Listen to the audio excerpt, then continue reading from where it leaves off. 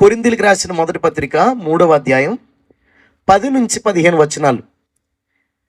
దేవుడు నాకు అనుగ్రహించిన కృప చొప్పున నేను నేర్పరి అయిన శిల్పకారుని వలె పునాది వేసితిని, మరి ఒకడు దాని మీద కట్టుచున్నాడు. ప్రతివాడు దాని మీద ఎలాగూ కట్టుచున్నాడో జాగ్రత్తగా చూసుకొనవలెను. ఈ కట్టుచున్న వాళ్ళు ఎవరు? సేవకులు. దేని మీద కట్టుచున్నారు? అపోస్తలులు వేసినటువంటి పునాదిని. ఏమండి, అపోస్తలు పునాది దేని మీద వేశారు?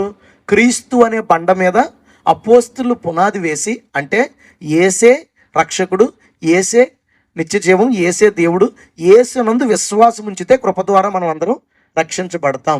కాబట్టి ఎవరికి వాళ్ళు సొంత రక్షణను కాపాడుకోవాలి. ఇది అపోస్తలు వేసిన పునాది. విశ్వాసము, పరిశుద్ధత, ప్రేమ. విశ్వాసం యేసునందు, పరిశుద్ధత అంతరంగమందు, ప్రేమ బయటికి కనబరచాల్సింది క్రియలతో. ఈ మూడిటి మీదే బేస్ అయిందే సంఘం. అయితే ఈరోజు చాలామంది విశ్వాసం ఉంటే చాలు, పరిశుద్ధత లేకపోయినా పర్లేదు, ఇక ప్రేమ కోసం అయితే అడ్రస్ లేదు. కానీ బైబిల్లో మాట రాసింది, ప్రేమ లేని వాడు మరణమందు నిలిచి ఉన్నాడు. సో క్రీస్తు అనే బండ మీద, అపోస్తులు వేసిన పునాది మీద మేము సంఘాలు కడుతున్నాం. మాలాంటి పిలుపు కలిగిన సేవకులందరూ ఏం చేస్తున్నారు? దాని మీద కడుతున్నారు. అయితే కట్టేవాడు ఏం చేయాలట? దాని మీద ఎలాగూ కట్టుచున్నాడో జాగ్రత్తగా చూసుకునే వాళ్ళని. ఎలా పడితే అలా సంఘం కడితేనట ఆ సంఘము దేవుడు ఒక దినాన్ని పరీక్షించినప్పుడు నిలబడదట. కాబట్టి ఎలాగూ కట్టుచున్నాడో చూసుకునే వాళ్ళను. 11వ వచనం, వేయబడినది తప్ప మరి ఒక పునాది ఎవడను వేయనేరడు, ఆ పునాది యేసుక్రీస్తే. హల్లెలూయా. బండతో కలిపి చెప్తున్నాడు. కిందన దాని క్రింద ఇంకేమంటున్నాడంటే, ఎవడైనను ఈ పునాది మీద బంగారము, వెండి, వెలగల రాళ్ళు, కర్ర, గడ్డి, కొయ్యకాలు మొదలైన వాటితో కట్టిన ఎడల వాని పని కనబడును, ఆ దినము దానిని తేటపరచును, అది అగ్ని చేత బయలుపరచబడును, మరియు వాని పని ఎట్టుదో దానిని అగ్నియే పరీక్షించును. పునాది మీద ఒకడు కట్టిన పని నిలిచిన ఎడల వాడు జీతం పుచ్చుకొనును, ఒకని పని కాల్చివేయబడిన ఎడల వానికి నష్టము కలుగును. ఇదంతా ఒక సేవకుడు సేవ, ఆ సేవలో ఉన్నటువంటి పలు రకాల మనుషులు. కట్టేవాడు జాగ్రత్తగా కట్టాలట. ఒకవేళ దేవుడు పరీక్షించే సమయానికి కనుక ఆ పరిచర్య కనుక నిలిచి ఉందనుకోండి, అతడు జీతం పుచ్చుకుంటాడంట. పైకి వెళ్ళిన తర్వాత జీతం ఏముంటుంది? కిరీటాలు ఇస్తాడు పరలోకంలో. ప్రభు అందరి ముందు ఒక విందు ఏర్పాటు చేస్తాడు. మరి విశ్వాసుల పరిస్థితి ఏంటి? వాళ్ళు కనుక ఒకవేళ కాలిపోతే నాకేం జరుగుద్దట? మా సేవకులకి ఏం జరుగుద్దట? నష్టము కలుగును. కాబట్టి మేము కట్టుతున్న దాన్ని జాగ్రత్తగా కట్టాలి. ఎలా పడితే అలా కడితే కుదరదు, జాగ్రత్తగా కట్టాలి. అయితే ఇందులోనట 5 రకాల, ఇక్కడ చెప్పాడు ఒక 6 రకాల పదార్థాలు చెప్పాడు. ఈ పదార్థాలు ఎవరో కాదు, మనుషులను ఈ పదార్థాలతో పోల్చాడు. బంగారము, వెండి, ఈ రెండు ఖచ్చితంగా. ఏమండి, ఇప్పుడు బంగారము, వెండి, తర్వాత ఇందాక ఇక్కడ ఏమని రాయబడి ఉంది? వెలగల రాళ్ళు, తర్వాత కర్ర, గడ్డి, కొయ్య, కాలు, ఇవన్నీ కలిపి ఒక చోట వేసి తగలబెట్టారండి. కొయ్య కాలు అంటే ఏంటంటే గడ్డి, పొట్టు. కొయ్య కాలు అంటే పొట్టు, వేరేదో అనుకోవద్దు. పొట్టు అంటే ఒక విత్తనం మీద ఉన్న తొక్కలో అది పొట్టే, ధాన్యం పైన ఉండే గింజలు ఉంటుంది కదా, అది పొట్టే. చెక్కని చెక్కని కోస్తున్నప్పుడు రాళ్ళతో చూసారా, అది కూడా పొట్టే. ఇప్పుడు అగ్గి వేయగానే ఫస్ట్ ఏది కాలిపోద్ది? పొట్టు కాలిపోద్ది. దాని తర్వాత దానికంటే కొంచెం ఎక్కువ టైం పట్టింది ఏంటి? గట్టి కాలిపోద్ది. పొట్టే కదా అసలు ఫాస్ట్గా మండేది ఏంటి? పొట్టు. తర్వాత గడ్డి, దాని తర్వాత కర్ర, కొంచెం లేట్గా కాలుతుంది. దాని తర్వాత రాళ్ళు కూడా కాలుతాయి. కాలు ఏమవుతుంది తెలుసా? తప్పని పగులుతాయి ఒకసారి. అంటే అవి ఇంక దేనికి యూజ్ లేకుండా. దానికి ముందు ఇంకేమున్నాయి? వెండి ఉంది, బంగారం ఉంది. వెండి కాలితే ఏమవుతుంది? ఇంకా మెరుస్తుంది. దేవునికి స్తోత్రం కలుగును గాక. వెండి కాలితే ఏమవుతుంది? ఇంకా మెరుస్తుంది. బంగారం కాలితే ఏమవుతుంది? దాని విలువ ఇంకా పెరుగుతుంది. దేవునికి స్తోత్రం కలుగును గాక. వెండి కాలితే మెరుస్తుంది, బంగారం కాలితే విలువ పెరుగుతుంది. ఎందుకో చెప్పమంటారా? ఒక చోట అంటాడు కదా, ఎలా అనగా ఇదిగో నశించిపోతున్న సువర్ణము అగ్ని పరీక్ష వల్ల శుద్ధపరచబడుచున్నది కదా. అంటే అగ్ని పరీక్ష బంగారాన్ని ఏం చేస్తుందట? ఇంకా శుద్ధపరచబడుతుందట. ఇంకా అంటే దానికంటే అమూల్యమైన మీ విశ్వాసము. క్రైస్తవులు ఎప్పుడు కూడా బంగారంతోనో వెండితోనో పోల్చాడు తప్ప వజ్రాలతో, వైడూర్యాలతో, ఏమంటే పగడాలతో, ముత్యాలతో పోల్చలేదు. సో ఇలాంటి ప్రజలు ఉంటారట. వీళ్ళందరూ కూడా ఒకరోజు ప్రభు అగ్ని వేసి పరీక్షిస్తాడట. అంటే అది తీర్పు దినం. తీర్పు దినం. అగ్ని అనగా నా మాట అగ్ని వంటిది కాదా, ఇక్కడ రాసుకుని చూసారా? ఆ మాటే తీర్పు తీరుస్తుంది ఒకరోజు. ఆయన వాక్యమే తీర్పు తీరుస్తుంది. అలా తీర్పు తీర్చిన రోజున మనము గనక బంగారంలాగా ఉంటే మన విలువ ఇంకా పెరుగుతుంది. దేవునికి స్తోత్రం కలుగును గాక. వెండిలా ఉంటే ఇంకా కాంతివంతంగా మారుతాం. కానీ మిగిలిన 4 రకాలుగా గనక ఉంటే వాళ్ళ పరిస్థితి ఎలా ఉంటుందో అదే ఈరోజు వాక్యం. సో బంగారం వెండికి ఏ సమస్య లేదు కాబట్టి వాటి విలువ పెరుగుతుంది. కాబట్టి అలాంటి ప్రజల కోసం ఇంకొకసారి చెప్పుకుందాం. ఎందుకంటే మనలో బంగారాలు వెండ్లు ఉంటే పర్వాలేదు. కానీ గమ్మున ఈ 4 రకాలుగా ఉన్నారనుకోండి మన సంఘంలోని, మరి నీ పరిస్థితి ఏమవుతుందో ఈరోజు పరీక్షించుకోవడమే. మొదటిది వెలగల రాడ్లు. ఫస్ట్ నుంచి వద్దాం. బంగారం వెండి పక్కనెట్టేసాం. ఇప్పుడు ఈ 4 మనం ఎక్కడున్నాం చూసుకుందాం. లేకపోతే దేవునికి స్తోత్రం. హల్లెలూయా. ఉంటే మాత్రం చాలా నష్టం. ఇక్కడే రాశాడు నష్టం కలుగుతుందని. ఫస్ట్ ఎవరు? వెలగల రాళ్ళు. వెలగల రాళ్ళు అంటే సాధారణంగా రాయికి వాల్యూ ఉంటుందా? రాయికి వాల్యూ అంటే మీరు చెప్పిన కంకరకో పెద్ద పెద్ద బండరాళ్ళకు ఆ వాల్యూ గురించి కాదు. జనరల్గా దాన్ని ఏమంటారంటే మట్టి, ఇసుక వాటితో పోలుస్తారు. రాళ్ళు కూడా అదే ఖరీదు ఉంటాయి కదండి. కానీ ఇక్కడ వెలగల రాళ్ళు అంటే అర్థమేంటి తెలుసా? కాస్ట్లీ స్టోన్స్ అంట. వీళ్ళు ఎవరనుకున్నావు? కాస్ట్లీ మనుషులు. వీళ్ళు ఎప్పుడు కాస్ట్లీగా ఉంటారు, ఎప్పుడు రిచ్గా ఉండడానికి. అంటే ఇంకా చెప్పమంటారా? ఏ రాయికి విలువ ఉంటుంది తెలుసా? ఏదైతే మెరుస్తుందో ఆ రాయికి విలువ. ఇంకా పచ్చిగా తెలుగులో చెప్పాలంటే రంగురాళ్ళు. ఏమంటే రంగురాళ్ళకి ఏముంటుంది? రంగురాళ్ళు అంటే మన యాక్వేరియంలో కింద పడేసుకుంటాం ఆ రంగురాళ్ళు కాదు.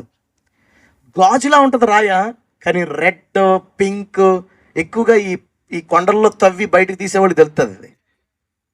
ఏమండి ఇక్కడ రాయబడిన మాటకి ఏంటంటే అవి వెలగల రాళ్ళట. ఎందుకు వాటికి అంత విలువ వచ్చింది లేదా ఎందుకు అంత కాస్ట్లీ అయినాయి అంటే, ఒకటి అవి మెరుస్తాయి, రెండోది అవి రంగులు రంగులుగా ఉంటాయి. సంఘంలో మనుషులు కొంతమంది ఉంటారు, వీళ్ళు ఏంటో తెలుసా? మెరిసి ఎదుటి వారిని ఆకర్షిస్తూ ఉంటారు. ఇంకా చెప్పమంటారా? తమకు గుర్తింపు కావాలని కోరుకునే చేసే ప్రతి ప్రయత్నము కూడా వాళ్ళు మెరిసే ఒక మెరిపే. ఒక పాట పాడేటప్పుడు అందరూ నన్ను చూసి ఎంత బాగా పాడావు అనుకోవాలా? రాయది. ఏ రాయ? వెలగల రాయ, వెలుగుతున్న రాయ, రంగు రాయ. ఏం చేస్తుందో తెలుసా? వీళ్ళు ఏం చేసినా సరే వాళ్ళని అందరూ గుర్తించాలని కోరుకుంటారు. ఇంకా చెప్పమంటారా? అలా అందరూ గుర్తించడం కోసం చాలా రంగురంగుల కళలు వాళ్ళు ప్రదర్శిస్తూ ఉంటారు. రంగురంగుల బట్టలు కావచ్చు. అంటే జనరల్గా రంగులు వేసుకోవద్దని కాదు, కానీ ఎదుటివారి లుక్ మన మీద అలా పడిపోయేలాగంటే రంగు ఉంటుంది. కొన్నిసార్లు బట్టలు సెలెక్ట్ చేసేటప్పుడు కొంతమంది ఈ డ్రెస్ వేసుకుంటే అందరి లుక్ నా మీదే ఉంటుంది అన్నామంటే నువ్వే రాయి? వెలగల రాయి. ఏమండి ఒక పాట పాడినా, ఒక వాక్యం చెప్పినా, ఒక సాక్ష్యం చెప్పినా, లేకపోతే ఒకటి ఏదైనా చర్చికి ఏదైనా కొన్నా, దాని విషయంలో వాళ్ళు ఏం చేస్తారో తెలుసా? అందరు దృష్టి వారి వైపు ఉండేలా చూసుకుంటారు. షో కేసులో బొమ్మలు అంటాడు. షో చేసుకునేవాళ్ళు, క్రీస్తు మహిమను దొంగిలించేవాళ్ళు, క్రీస్తు మహిమను దొంగిలించేవాళ్ళు, తమకున్న వాటిని బట్టి గర్వించేవాళ్ళు. వీళ్ళందరూ ఎవరో తెలుసా? వెలగల రాళ్ళు. వాళ్ళొక పాట పాడాలంటే చాలా డబ్బులు ఇవ్వాలి. వాళ్ళ వాక్యం చెప్పాలంటే చాలా పెట్టుబడి పెట్టాలి. ఊరికిన చిన్న చిన్న వాటికి వెళ్ళరాళ్ళు. ఏమండి చాలా కాస్ట్లీ బట్టలు, కాస్ట్లీ సూట్లు, కాస్ట్లీ రేట్లు, కాస్ట్లీ విధానం, రంగులు, జిగ్ మెరుపులు, హడావిడి అంతా ఉంటుంది. ఇవన్నీ ఏంటో తెలుసా? వెలగల రాళ్ళు. సంఘములో అటువంటి వారు లేరా? సంఘములో పేరు ప్రఖ్యాతల కోసం ప్రాకులాడేవారు లేరా? సంఘములో గుర్తింపు కోసం చూసేవాళ్ళు లేరా? ఏమండి యేసు ప్రభువే నా తండ్రి మిమ్మల్ని ఆకర్షిస్తే కానీ ఒకడు నా యొద్దకు రాడు అని చెప్పాడు. ఏమండి యేసు ప్రభు దగ్గరికి ఒకడు రావాలన్నా ఎవరు ఆకర్షించాలంట? లైటింగ్ అక్కడి నుంచి రావాలి, నీ దగ్గర నుంచి కాదు. లైటింగ్ అక్కడి నుంచి రావాలి. క్రీస్తు వెలుగు నీలో నుండి ప్రకాశించాలి. హల్లెలూయా. ఏమండి ఏం చేసినా మనుషుల దృష్టి వారి వైపు తిప్పుకోవడానికి, మనుషులు వారిని పొగడాలని, మనుషులు ఎదుటి వాళ్ళు అగ్రపేటములు పొందుకోవాలని వాళ్ళు ప్రయత్నిస్తూ ఉంటారంట. వీళ్ళందరూ ఎవరు తెలుసా? వెలగల రాళ్ళు.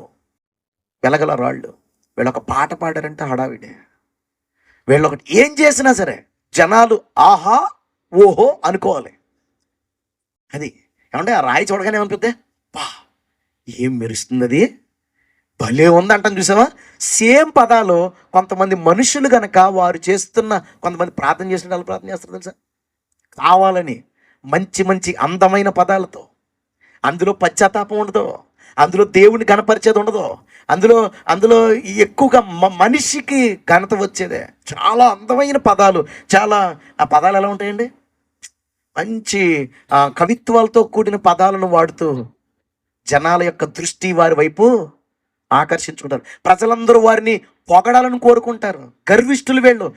విచిత్రం చెప్పమంటారా, బైబిల్లో మాట రాయబడి ఉంది, ప్రభు మెచ్చుకునేవాడు యోగ్యుడు. తను తాను మెచ్చుకునేవాడు యోగ్యుడు కాదు. ఏమంటే బంగారం మెరుస్తుంది, వెండి మెరుస్తుంది, రాయి మెరుస్తుంది. బంగారం వెండి అగ్గిలో వేస్తే విలువ పెరుగుతుంది, షైనింగ్ పెరుగుతుంది. ఈ వెలగల రాళ్ళు గనక, ఈ రంగు రాళ్ళు గనక, ఈ మెరిసే రాళ్ళు గనక అగ్గిలో కనుక పడ్డాయా, ముందు రంగు మారిపోతాయి. అవి ఇందాక రంగు మారిపోతాను కదా, అదే ముందు ఏమవుతాయి, ఆ అగ్గిలో పడగానే ఆ రాళ్ళు ఏమవుతాయండి, కలర్ మారిపోతాయి. కాసేపటికి ఆ వేడి తట్టుకోలేక పగిలిపోతాయి. ఎవరికైనా ఉపయోగం ఉంటాయి అవి, దేనికైనా పనిచేస్తాయి అవి. ప్రభు కొంతమందిని అలా పోల్చాడు. ఇలాంటి ప్రజలు ఉంటారు సంఘంలో. వీళ్ళందరి పరిస్థితి తెలుసా, నష్టమే. వాళ్ళని మెయింటైన్ చేసే సేవకుడికి జీతం ఉండదు. ఏమండి, ఎందుకు కటింగుల గురించి, ఎందుకు డ్రెస్సుల గురించి, ఎందుకు ఆ జీన్స్ ప్యాంట్ల గురించి, లేదా ఇంకో దాని గురించి ఎందుకు చెప్తున్నాను తెలుసా, రేపు పొద్దున మీకేం పోయింది, మీరు ఎలాగ పోతారు నరకానికి. ఇప్పుడు మిమ్మల్ని నా అకౌంట్లో వేసాడు కదా, మీ లెక్క నేను చెప్పాలి కదా. రేపు పొద్దున్న ఏమంటాడు తెలుసా, స్టీఫెన్ నువ్వు చెప్పలేదు, ఇదిగో పద, నీకు జీతం వద్దు అనుకున్నావా, ఇదిగో నష్టం, పో నరకానికి అంటాడు. అప్పుడు ఏం చేయమంటారు, ఏమంటారు, తెలియక తప్పిదములు చేసిన వాడికి కొద్ది దెబ్బలే తగిలినట్ట, కానీ తెలిసి కూడా చెప్పకపోతే అనేకమైన దెబ్బలు తిరుగును అంటాడు. తన యజమానుని చిత్త మెరుగి ఉండి అలాగూ చెయ్యని వానికి ఏం కలుగుతుంది, శిక్ష విధింపబడును. మీకోసం నేనెందుకు శిక్షింపబడాలి.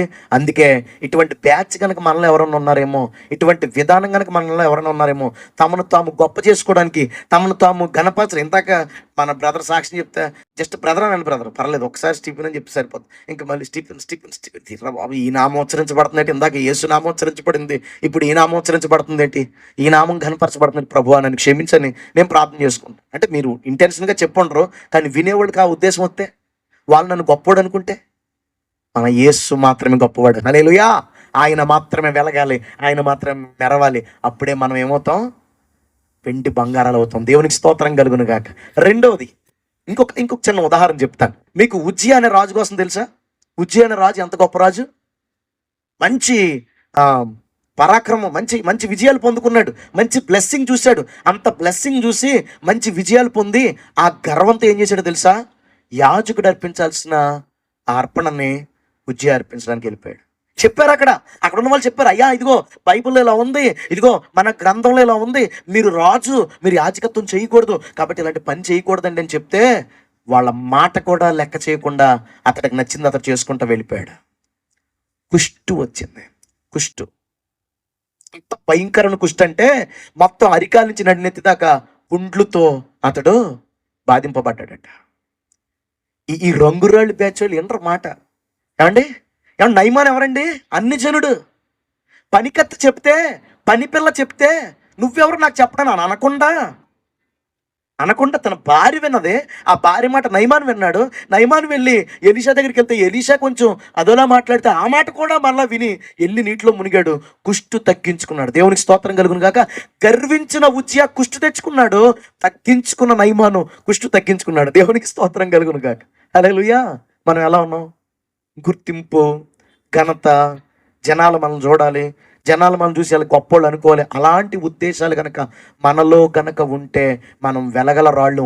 ఒకరోజు అగ్ని వచ్చి మనల్ని పరీక్షించినప్పుడు మనం మాడిపోతాం, పేలిపోతాం. రెండో బ్యాచ్ కర్ర. ఏమనుంది అక్కడ, రెండోది ఏంటండి, కర్ర. కర్ర అంటే ఏంటి, చెక్క. ఇక్కడ కర్ర అని రాయబడిన చోట ఒక చెక్క.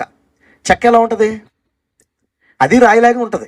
ఏమండి, బుర్ర మీద కొట్టామనుకోండి ఏమవుద్ది, అంత కమ్మి తీసుకుని బుర్ర మీద కొడితే ఏమవుద్ది, కొట్టుకుంటారు కదండి. అలాంటి కొట్టుకున్న బాధ్యతలు లేవా, మనకు అర్థం అవుతుందని చెప్తున్నాను. గట్టిగా ఉంటుంది కదా, కొడితే బుర్ర పగిలిపోద్ది కదా. రాయిచ్చి కొట్టినా పగిలిపోద్ది, చెక్కించుకుని కొట్టినా పగిలిపోద్ది. ఎందుకని తెలుసా, చెక్క గట్టిగా ఉంటుంది.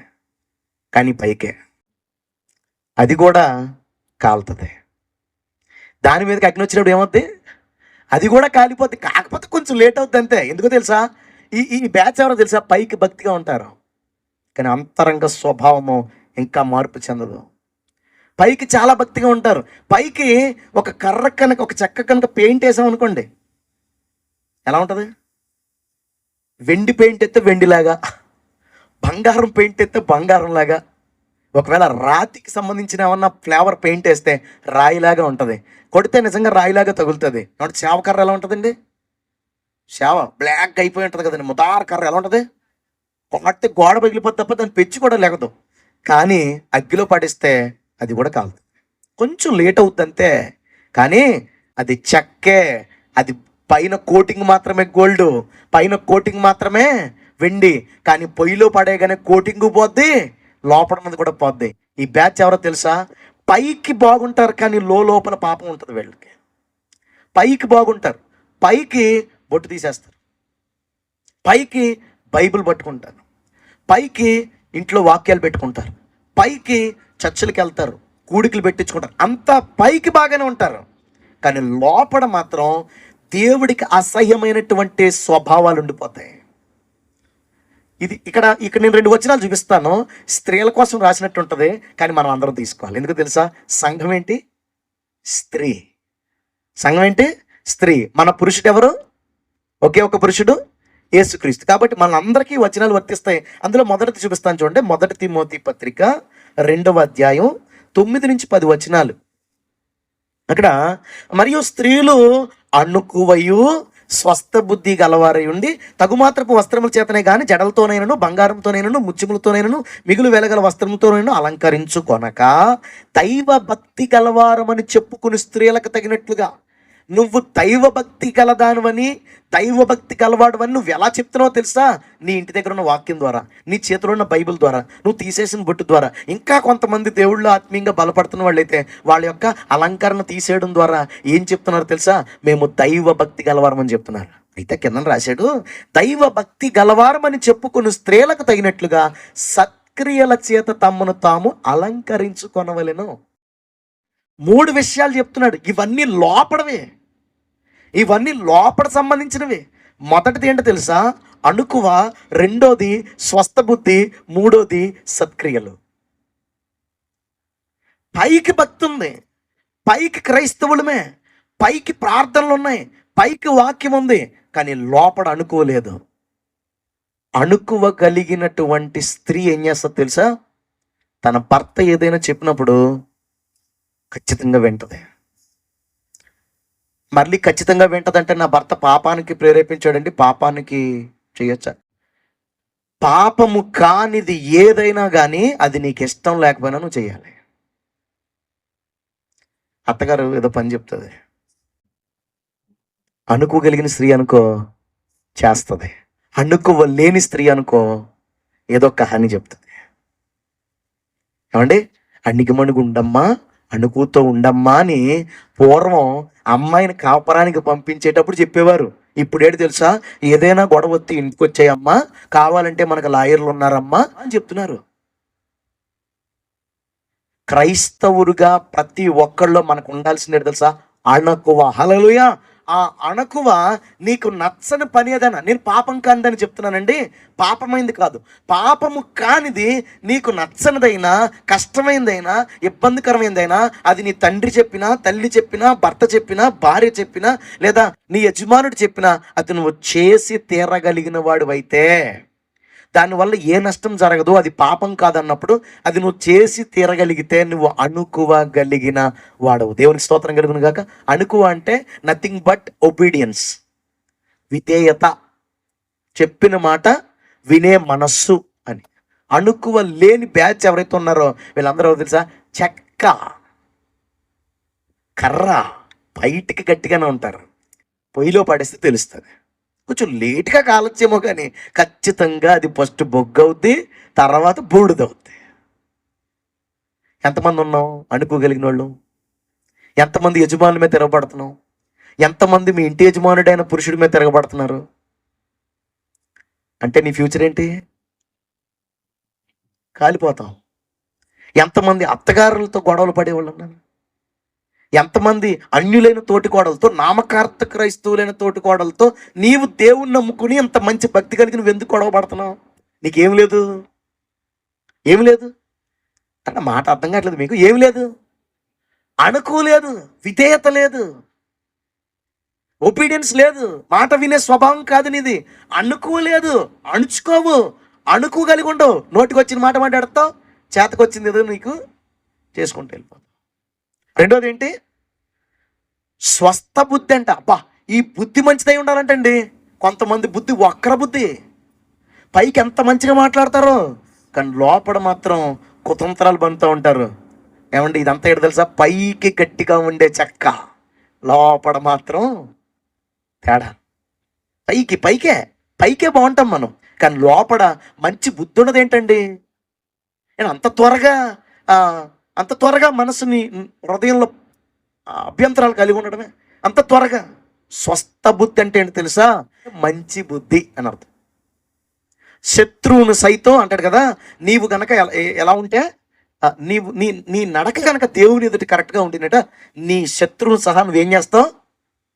మిత్రునిగా చేస్తావు. అక్కడ నడక అని రాయబడిన చోట, అక్కడ రాయబడిన పదం నాకు ఆ పదం గుర్తులేదు, కానీ దాని వెనకాల మూలవచనంలో స్వస్థ బుద్ధి అని రాస్తాడు. అక్కడ ఎంతమందికి ఈ బుద్ధి ఉంది? ఎంతమందికి నెగిటివ్ను కూడా పాజిటివ్గా అర్థం చేసుకునే బుద్ధి ఉంది? ఎంతమందికి నింద కూడా భాగ్యంగా ఎంచుకునే బుద్ధి ఉంది?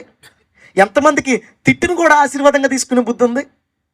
ఎంతమందికి గొడవ కూడా, ఎదుటివారు గొడవ పడుతున్నా సరే దాని వెనకాల ఉన్నటువంటి వాళ్ళ ప్రేమని, దాని వెనకాల ఉన్నటువంటి వాళ్ళ అమాయకత్వాన్ని, దాని వెనకాల ఉన్నటువంటి వాళ్ళ అజ్ఞానాన్ని చూసి ఎంతమంది దాన్ని లైట్ తీసుకోగలరు? స్వస్థ బుద్ధి లేదు మనకి. స్వస్థ బుద్ధి ఇది లేకపోతే మనం అందరం కూడా పైకి గట్టిగా ఉండే చెక్కలమే, కాలిపోతాం. పైకి చాలా మంచోళ్ళ ఉంటామండి పైకి, కానీ లోపల అది లేదు. అనుకోలేదు, స్వస్థ బుద్ధి లేదు. స్వస్థ బుద్ధి ఎంతమందికి ఉంది? అడగండి. నిన్ను స్వస్థపరిచి యెహోవాని నేనే అన్నాడు ప్రభు. ఆయనే మనకు స్వస్థ బుద్ధి ఇవ్వగలడు. దేవునికి స్తోత్రం కలుగును గాక. ఆయన కేవలం శరీరాన్ని మాత్రమే స్వస్థపరిచేవాడు మాత్రమే కాదండి, హృదయాన్ని కూడా ఆయన స్వస్థపరచగలడు, ఆత్మను కూడా శుద్ధి చేయగలడు. దేవునికి స్తోత్రం కలుగును గాక. ఇంకా నీ బుద్ధి మంచిగా మారిపోవాలి. దేవునికి స్తోత్రం కలుగును గాక. హల్లెలూయా. దాన్ని బట్టే సత్క్రియలు వస్తాయి మన దగ్గర. మన బుద్ధి వక్ర బుద్ధి అనుకోండి, మన నుంచి ఏ క్రియలు వస్తాయి? దుష్క్రియలు వస్తాయి. మన బుద్ధి మంచి బుద్ధి అనుకోండి, మన నుంచి ఏమొస్తాయి? ఏమంటాడు? మంచి చెట్టు చెట్ట ఫలములు ఫలించదు, మంచి ఫలములు కలిగింది చెట్టుగా ఉండనేరదు. దేవునికి స్తోత్రం కలుగును గాక. కాబట్టి మన లోపల కనుక బుద్ధి కరెక్ట్గా ఉంటే మన మాట కరెక్ట్గా వస్తుంది, మన ఆలోచన కరెక్ట్గా ఉంటుంది, మన క్రియ సత్క్రియ అయిపోతుంది. దేవునికి స్తోత్రం కలుగును గాక. పేతురు రాసిన మొదటి పత్రిక 3వ అధ్యాయం 3వ వచనం. సాధువైనట్టు మృదువైనట్టు అక్షయ అలంకారము గల మీ హృదయపు అంతరంగ స్వభావము మీకు అలంకారంగా ఉండవలెను, అది దేవుని దృష్టికి మిగుల విలువ గలది. హల్లెలూయా. ఏమండి, గోల్డ్ పెయింటింగ్ వేసామండి చెక్కకే, వెండి పెయింటింగ్ వేసామండి చెక్కకే, జనాలు నమ్మచ్చు గోల్డ్ అని, జనాలు నమ్మచ్చు డూప్లికేట్ కాదని. ఒకడు ఉంటాడు అక్కడ, మనోళ్ళు ఉన్నారు కదా, అక్కడికి వెళ్ళామనుకోండి బంగారు షాప్ దగ్గరికి, అక్కడ తేల్చేస్తాడు. ఎలా తేలుస్తాడు? ఫస్ట్ గీస్తాడు. అయినా సరే బాగా ఒక 4-5 పొరలు బాగా లేయర్ వేసారనుకోండి, కానీ మీరే చూడండి, మంచి చెక్క కూడా చేసి దాని బంగారం కోటింగ్ వేసి తొడిగి, దానికి బంగారం తొడిగి పైన వేసాం, బాగా వేసాం. ఈసారి ఇలా గీగానే ఏం కనపడుతుంది మనకి, కానీ వెయిట్ తేడా అవుతుంది. ఎందుకు? చెక్క ఎలా ఉంటుంది బంగారం కంటే? వెయిట్. ఇదేంట్రా వెయిట్ తక్కువ ఉందని చెప్పి ఏం చేస్తారు? సరే కరిగి పెడతాను, కరగబెట్టాడు అనుకోండి, ఏమవుద్ది? పైన అంతా పోయిన తర్వాత లోపల మిగులుతుంది. పైకి మనం అలా ఉండొచ్చు, కానీ ఇక్కడ ఏమంటున్నాడు తెలుసా? అట్టివారే దేవుని దృష్టికి మిగులు గలవారు. హల్లెలూయా. ఎట్టివారు? 2 లక్షణాలు చెప్పాడు. 1 సాధువు, 2 మృదువు. ఏమండి, కుక్కను ఎవరైనా సాధు జంతువు అంటారా? ఎందుకు చెప్పమంటారా? అది అరుస్తుంది, తేడా వస్తే కరుస్తుంది. కానీ గొర్రె ఏమంటే, సింహాన్ని ఎవరైనా సాధు జంతువు అంటారా? పులిని ఎవరైనా సాధు జంతువు అంటారు. కానీ ఆవులో 90% ఆవులు మనం అలా పక్క నుంచి వాడు కొట్టినా సరే వెళ్ళిపోతే తప్ప తిరగబడవు. వాటిని సాధు అంటారు. ఎవరైనా తిట్టినా, ఎవరైనా కొట్టినా, ఎవరైనా కావాలని మన మీద నిందలేసినా, ఎవరైనా కావాలని మనల్ని ఇబ్బంది పరచడానికి ప్రయత్నం చేసినా, ఎవరైతే తిరిగి స్పందించకుండా అలా తల వంచుకుని వెళ్ళిపోతారో వాళ్ళే సాధువైనట్టి స్వభావం కలిగిన వారు. వాళ్ళే సాధువైనట్టి స్వభావం కలిగిన వారు. సాధు జంతువు. సాధువు అంటే అర్థం ఏంటంటే తిట్టినా తిరిగి తిట్టరు, కొట్టినా తిరిగి కొట్టరు, నష్టపరిచినా వాళ్ళు నష్టపోవాలని కోరుకోరు. వాళ్ళ పని ఏంటల్లా అంటే ఇంక తలదించుకుని అలా వెళ్ళిపోవడమే, ఇంకా గొర్రెలాగా వెళ్ళిపోవడమే, ఆవులాగా వెళ్ళిపోవడమే. దేవుడు నిన్ను ఇలా పరీక్షిస్తాడు. చూడగానే నువ్వు సాధువుగా కనబడతావు అనమాట. ఎప్పుడు? అన్ని రోజులని. కానీ ఏదో రోజు వస్తుంది, ఎవరో నిన్ను హట్ చేసే రోజు వస్తుంది, ఎవరో నిన్ను అనకూడని మాట అనే రోజు వస్తుంది, ఎవరో నిన్ను ఇబ్బంది పెట్టిన రోజు వస్తుంది. ఆ రోజు కనుక నీలో నుండి అగ్నిపర్వతం బయటకు వచ్చిందని అర్థం తెలుసా? పైనుంచి అగ్ని వచ్చి నేను కాల్చిపడేస్తుంది. సాధువైనట్టు ఎంతమంది కొంత సాధు సౌండ్ లేకుండా సైలెంట్గా సమాధానం చెప్పేవాళ్ళు ఎంతమంది ఉన్నారు? సాధు అంటే ఏంటి తెలుసా? డోంట్ రైజ్ యువర్ వాయిస్ లేకతో. ఒకవేళ వాయిస్ వచ్చినా అది డెసిబుల్స్ దాటదు. ఒకవేళ డెసిబుల్స్ దాటాల్సి గట్టిగా చెప్పాల్సి వచ్చినా అది హద్దులు దాటదు, అమర్యాదగా ప్రవర్తించదు. మృదువైనట్టు అంటే వాళ్ళు నోరు తెరిస్తే కమ్మగా మాట్లాడతారంట, మంచిగా మాట్లాడతారంట, చాలా బాగా మాట్లాడతారంట. వాళ్ళు మాట్లాడుతుంటే వాళ్ళ దగ్గర కూర్చుండి అనిపిస్తుందట. నువ్వు నీ దగ్గరికి వచ్చిన వాళ్ళకి ఏం మాటలు చెప్తున్నావు? మా తోటికోళ్ళ గారు పెద్ద కూతురు ఏమైందంటే అది మాట్లాడుతున్నావా? లేదా లోకాసు వార్తలో పేతురు జీవితం ఏంటంటే ఈ ప్రపంచంలో మృదువైన మాట ఏదైనా ఉందంటే దేవుని మాట. దేవుని స్తోత్రం కలుగును కాక. నీవు మృదువైనట్టు అన్నావంటే అతడు తెలుసా? నీవు నోరు తెరిస్తే యేసు, నోరు మూస్తే క్రీస్తు. అంతే. హల్లెలూయా. అంటే క్రీస్తుని మనసులో స్మరించుకోమని నా ఉద్దేశం. నువ్వు మాట్లాడితే దేవునికి సంబంధించిన మాటలు, ఎదుటివారికి మేలు కలిగించే మాటలు, ఎదుటివారికి గాయం చేసే మాటలు కాదు. ఏమంటే కొన్నిసార్లు జోకులు వేస్తాను. జోకులు కూడా చాలా ప్రమాదం అంటూ నేను మరలా అంటలేదు. ఎట్టకారం ఆడుకోవద్దు అంటలేదు, జోక్ వేసుకోవద్దు అంటలేదు, పాపం కంది. కానీ ఎదుటివాడి యొక్క కండిషన్ ఏంటో తెలుసుకోకుండా నువ్వు కనుక, ఒక బ్రదర్ చాలా డల్గా ఉన్నాడు, నేను వెళ్ళి వెనకాల నుంచి మా ఫ్రెండే ఇలా అన్నాను, ఆ పక్కలో ఇలా అన్నాను. ఒక్కసారి ఇలా చూశాడు సీరియస్గా, కానీ కళ్ళల్లో నీళ్ళు ఉన్నాయి. పెద్ద తప్పు చేశాను రా అనిపించింది నాకు. ఇది ఎప్పుడో జరిగిన సంగతి. పెద్ద తప్పు చేశాను రా అనిపించి కాసేపటి మొహం చూడలేకపోయాను. దగ్గరికి వెళ్ళిపోయి 2 చేతులు పడుచుకుని, సారీ రా, నువ్వు ఉన్న కండిషన్ అంటే తెలుసుకోలేకపోయాను. కొన్నిసార్లు జోక్ అనుకుంటావు, అది ఎదుటోడు హృదయాన్ని గాయపరుస్తుంది. మృదువైనట్టు ఎదుటివారు ఏ స్థితిలో ఉన్నారో దాన్ని అర్థం చేసుకుని నువ్వు మాట్లాడటమే మృదువైన మాట. అంటే నీకు నోటికి వచ్చిన మాట్లాడకూడదు, ఎక్కడ పడితే అక్కడ ఏది మాట్లాడకూడదు. చాలా జాగ్రత్తగా అటుపక్కోడు ఏ కండిషన్లో ఉన్నారు, అటుపక్కోళ్ళు ఎలా చెప్తే వింటారు, అటుపక్కోళ్ళు ఎలాంటిది. ఏమంటే నిజంగానే పాపంలో పడిపోయాడు అంత మాత్రం అరిచేయడానికి మనకి ఏమైనా అధికారం ఉందా? కరిచేయడానికి అధికారం ఏమైనా ఉందా? అదే కొంచెం మృదువుగా చెప్పు. ఎలా అయితే ఎలారా, ఏమైపోతావు? నీ జీవితం నీ చేతిలోనే ఉంది. నీ ఆత్మీయ జీవితాన్ని ఎందుకు అలా పాడు చేసుకుంటావు? మరలా చెప్తున్నాను రా, కొంచెం నా మాట ఇలాగా వినకపోతే ప్రేమపూర్వకంగా గద్దింపు. ఆ తర్వాత కూడా వినకపోతే అప్పుడు కొంచెం అవసరమైతే వాయిస్ రేజ్ చేయాలి, పాపం లేకుండా. ఇవన్నీ కూడా ఇందాక చెప్పుకున్నాం. ఏంటవి? అనుకువ, స్వస్థ బుద్ధి, సాధువైనట్టు, మృదువైనట్టు లేని, సత్క్రియలు లేని వీళ్ళెవ్వరూ కూడా బంగారం వెండి కాదు, వీళ్ళకి విలువ లేదు. ఎవరైతే ఈ అంతరంగ స్వభావాన్ని ధరించుకుంటారో వారు దేవుని దృష్టికి మిగుల విలువ గలవారు. దేవునికి స్తోత్రం కలుగును గాక. హల్లెలూయా. డైరెక్ట్గా 24 క్యారెక్టర్ 916 బంగారం అనమాట అది. ఇంకా దానికంటే గొప్ప బంగారం. హల్లెలూయా. మూడోది ఏంటి? మూడోదండి గడ్డి ఎప్పుడన్నా చూసారా? గడ్డి పెద్ద మేటు ఉంటుంది. ఎందుకు? ఇందాక చెక్కలో కొన్ని ఉంటాయి, రాళ్ళు అరుదుగా ఉంటాయి, కానీ గడ్డిమేటు పోలో మన ఉంటుంది పెద్ద మంద. భక్తి ఉండదు, ప్రార్థన ఉండదు, వీళ్ళ జీవితంలో దేవునికి ఒక విలువ ఉండదు, ఒక స్థానం ఉండదు. ప్రతిరోజు ప్రార్థన చేసుకోరు, బైబిల్ చదువుకోరు. అంటే గడ్డి పరకలు ఎప్పుడైనా చూసారు? గడ్డిమేట ఎప్పుడైనా చూసారు మీరు? అంటే గడ్డి అంటే పచ్చగడ్డి అనుకున్నారు కనుక. ఇక్కడ కాల్చడానికి ఉపయోగపడే గడ్డి ఒట్టిగడ్డి ఎప్పుడైనా చూసారా? గడ్డికి ఖాళీ. వీళ్ళు ఎప్పుడు ఖాళీగానే ఉంటారు, కానీ దేవుడికి మాత్రం టైం ఇవ్వడానికి ఖాళీ లేదంటారు. గడ్డి మధ్యలో కూడా చూసారా ఎలా ఉంటుంది? ఖాళీ, అంతా లోపల గొల్ల. పైకి మాత్రం కర్రముక్కలా ఉంటుంది గడ్డి, లోపల చూస్తే అంతా గొల్ల. దేవుడికి సమయం ఉండదు, దేవుడికి స్థానం ఇవ్వరు. వీళ్ళంతా తెలుసా? గడ్డి బ్యాచ్. మనుషులందరూ గడ్డితోనే పోల్చాడు దేవుడు. కానీ మనల్ని ఆయన కట్టడాలుగా మార్చుకున్నాడు. దేవునికి స్తోత్రం కలుగును గాక. హల్లెలూయా. మనం పుట్టేటప్పుడు గడ్డి లాంటి జీవితమే, కానీ క్రీస్తులోకి వచ్చిన తర్వాత ఘనమైన జీవితాన్ని ఇచ్చాడు. హల్లెలూయా. ఇంకా నువ్వు దేవునికి సమయం ఇవ్వకుండా ప్రతిరోజు ప్రార్థన చేసుకుంటున్నారా, ప్రతిరోజు బైబిల్ చదువుకుంటున్నారా, వారానికి ఒక పూటను ఉపవాసం ఉంటున్నారా, ఆదివారం మానకుండా చర్చికి వెళ్తున్నారా, ప్రేమను కాపాడుకుంటున్నారా, పరిశుద్ధంగా ఇవన్నీ ఏంటనుకుంటున్నారు? పరిశుద్ధం కూడా కాదు. జనరల్గా ఈ గడ్డి అంతా ఏంటంటే ఖాళీ, గాలి, గ్యాప్లు, ఇంకేముండదు. పూర్వం ఏనుగుల్ని కట్టేటప్పుడు అప్పటికి ఇంకా గొలుసులు లేనప్పుడు ఏం చేసేవారు తెలుసా? గట్టి పరకల్ని గట్టిగా చుట్టి ఏనుగు కడితే ఏనుగు కదిలిది కదట. అంటే గట్టి గనక ఒక స్ట్రాంగ్ యూనిటీ కలిగి బలంగా గనక ఈ గడ్డి పరకలన్నీ కలిగి ఒక చోట గనక ఆరాధన చేయగలిగితే సాతానుడిని బంధించగలం. దేవునికి స్తోత్రం కలుగును గాక. హల్లెలూయా. కానీ మనం ఏంటి తెలుసా?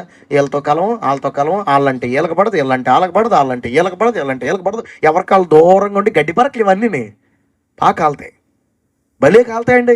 మీరు గడ్డి మీద తగలెట్టాలనుకోండి, కిరసనాలు అవసరం లేదు, పెట్రోల్ కూడా అవసరం లేదు. జస్ట్ అలా అగ్గిపొల్లేసి ఒక్క పరకకు అలా అంటించామంటే మేట అంతా అబ్బా తిరిగి వచ్చేసరికి ఎలా ఉంటుంది తెలుసా? అడుగును బూడిద ఓ బస్తాడు కూడా రాదు. ఒక లారీడు గడ్డి తెచ్చి అక్కడ పెట్టి తగలెట్టాం అనుకోండి, దాని బూడిద బస్తాడు కూడా రాదు. ఎందుకు తెలుసా? గడ్డి అంతా గాలే. గడ్డిలో మధ్యలో ఉండేదంతా ఏంటి? డొల్లే, గ్యాపే. వీళ్ళు ఎప్పుడు ఏదో ఖాళీయే. కానీ దేవుడికి మాత్రం టైం లేదంటారు. ప్రార్థన చేసుకుని టైం లేదు, బైబిల్ చదువు టైం లేదు, ఆరాధన టైం లేదు, ఉపవాసం టైం లేదు. మరి దేనికి టైం ఉంది? గాలి మాట్లాడుకోవడానికి, గాలి కబుర్లు చెప్పుకోవడానికి, గాలిలో ఊరి మీద తిరగడానికి, అనవసరమైన బాతకాన్ని వేసుకోవడానికి మాత్రం బోళ్ళంత టైం ఉంటుంది. గడ్డి పేర్చి ఇదంతా గడ్డి. పరిశుద్ధతకి ఏ మాత్రమో ప్రాధాన్యతనివ్వని ప్రతి ఒక్కడు గడ్డి లాంటివాడే. ఒకరోజు అగ్ని చేత పరీక్షించబడినప్పుడు బూడిద తప్ప ఏమీ మిగలదు. చెక్కకైనా కనీసం బొగ్గులన్నా వస్తాయేమో కానీ ఈ గడ్డికి ఏమీ ఉండదు, బూడిద తప్ప. మినిమం కామన్ సెన్స్ అండి. మనిషి అన్నాక పొద్దున్నే లేచి మొహం కడుక్కోవడం, స్నానం చేయడం, టిఫిన్ చేయడం, భోజనం చేయడం, బయటికి వెళ్ళి పని చేయడం, ఇంటికి వచ్చి భోజనం చేసి మళ్ళీ రెస్ట్ తీసుకోవడం అనేది మినిమం కామన్ సెన్స్. ఎలాగో ఒక క్రైస్తవుడు లేవడం, ప్రార్థన చేసుకోవడం, బైబిల్ చదవడం, వారానికి ఒక రోజు సన్నిధికి వెళ్ళడం, వారంలో మధ్యలో ఒక రోజు ఒక పూట ఉపవాసం పెట్టుకుని దేవుని దగ్గర కడుక్కోవడం, శుద్ధి చేసుకోవడం, రాకడికి సిద్ధపడడం, ఇదంతా కూడా మినిమం కామన్ సెన్స్. ఇవేమీ చేయకుండా నేను క్రైస్తవుని అనుకునే ప్రతి ఒక్కడు గడ్డి పరకలు. గడ్డి ఏమవుద్ది? వెంటనే కాలిపోతాయి. వీళ్ళకి టైం ఎందుకు ఉండదు తెలుసా? ఆ కొరింథీ పత్రిక తీయొద్దు, మొదటి కొరింథీ పత్రిక 15:33 ఉంది. దుష్ట సాంగత్యం మంచి నడవడికని చేరుకుని ఈ గడ్డి పరకలతో తిరుగుతుందండి. ఇది గబుక్కుని ఏ గోల్డ్తోనో కనుక గోల్డ్ కింద మారిపోద్దని భయం, ఏ వెండి పక్కన ఉంటే వెండిగా మారిపోద్దామని భయం. దీనికి ఎవరితో సహవాసం చేస్తున్నాం, ఎవరితో సాంగత్యం చేస్తున్నాం. కొంతమంది ఈ గడ్డి పరకలు ఎలాంటి వాళ్ళు తెలుసా? ఈ గడ్డి పరకలు ఎలాంటివో తెలుసా? కష్టం రానంత వరకు వీళ్ళు నిప్పు, చాలా బలంగా ఉంటారు. కష్టం వచ్చిందా గడ్డి పరకలాగా అయిపోతారు, గడ్డిలాగా అయిపోతారు, ఎండిపోతారు త్వరగా పాపాన్ని చోటిచ్చేస్తారు. సంసోను ఏం చేశాడండి? ఆత్మ నింపుదల కలిగిన వ్యక్తి. కానీ ఎప్పుడైతే అతనికి కష్టం వచ్చిందో, ఎప్పుడైతే అతనికి ఒక ఇబ్బంది కలిగిందో ఏం చేశాడు? వేసి దగ్గరికి వెళ్ళాడు. అప్పుడు దాకా అతనికి ఉన్నదంతా ఏమైనట్టు పోయింది. కళ్ళు బీకించుకున్నాడు, తిరగలు విసురుకునే పరిస్థితికి వచ్చాడు. ఎందుకో తెలుసా? కష్టం వచ్చినప్పుడు కొంతమంది గడ్డిలా మారిపోతారు. బాబు ఇప్పుడు ఇందులో చాలామంది గోల్డ్, వెండి ఉండొచ్చు, కానీ కొన్నిసార్లు నీకు కష్టం వచ్చినప్పుడు దేవుడు నాకు ఏం చేశాడు? దేవుడు ఎందుకు తప్పించలేదు? గడ్డి పరక అయిపోతున్నావా? నష్టం వచ్చినప్పుడు గడ్డి పరక అయిపోతున్నావా? ఊహించింది ఏదైనా ఇబ్బంది వచ్చినప్పుడు గడ్డి పరక అయిపోతున్నావా? జాగ్రత్త, అలాగే ఏమాత్రం ఉండకూడదు. ఎందుకంటే అగ్ని వేసే రోజు ఒక రోజు వస్తుంది. ఆ రోజు మనం ఇంకా మెరవాలి, ఆ రోజు మనం ఇంకా విలువ పెరగాలి. దేవునికి స్తోత్రం కలుగును గాక. ఆఖరి చెప్పి నేను ముగిస్తాను. కొయ్యకాలు అంటే ఏంటి? పొట్టు. గట్టి కాలడానికన్నా కొన్ని నిమిషాలు పట్టచ్చేమో, కానీ పొట్టు కాలడానికి ఎక్కువ టైం పట్టదు. ఈ స్వీట్ షాపులు, తర్వాత భోజనం హోటల్ దగ్గర వీళ్ళు ఏం చేస్తారు? పొలాల పొయ్యిలు ఎట్టరండి, అయితే గ్యాస్ పొయ్యా లేదంటే పొట్టి పొయ్యా. ఎందుకనుకున్నారు? చాలా ఫాస్ట్గా అంటుకుంటుంది, చాలా ఎక్కువ హీట్ని ప్రొడ్యూస్ చేస్తుంది. ఎందుకో తెలుసా? అది అంత అల్పమైనది కాబట్టి. గట్టి కర్ర, గట్టి పదార్థం ఎప్పుడు కూడా స్లోగా కాలుతుంది. చాలా తేలికైనది, పల్చనైంది చాలా త్వరగా కాలుతుంది. పేపర్ ఎందుకు కాలుతుంది? అదే అట్ట కాలడానికి అంత టైం పడుతుంది. ఈ పొట్టు గురించి భలే రాశాడు బైబిల్లో.